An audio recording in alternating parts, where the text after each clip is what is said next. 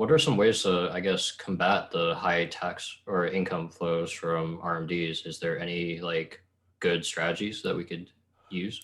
Yeah, well, it's kind of difficult because there isn't anything, really, really good in that sense. One thing you can do is get quite organized on all of your income sources to try to get more unrealized gains. Let's say, for example, so if I have a whole bunch of money sitting around getting interest and dividends and those types of things, and I'm about to become 72, I might want to reposition some of those to reduce the income flow from those if I can, especially if I don't need it.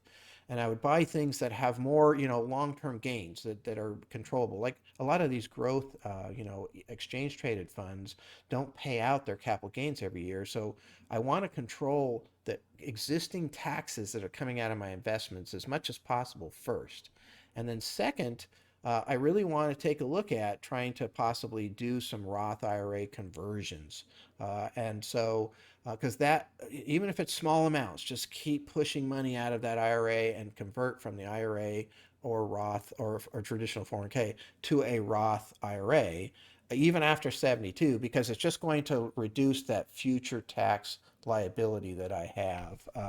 And so anyway, those are probably two of the strategies that come to mind on how to try to do that. But it is difficult because you can get kind of stuck. And I've done some projections where people are looking at very, very high incomes at some point. Where they got rid of pensions and they replaced it with 401ks with matches, and so now all of a sudden we're starting to see people retiring with $5 million in 401ks. I just read an article the other day that said there's more millionaire 401 more 401ks worth a million or more than ever.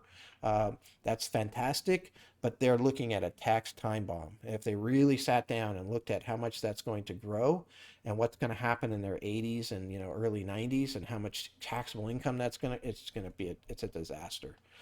So I would be really focusing on my other taxable incomes, trying to reduce those, and then that Roth conversion that you're allowed to do. You can convert. You got to pay the taxes on it, but again, you kind of reduce that future tax liability at least somewhat.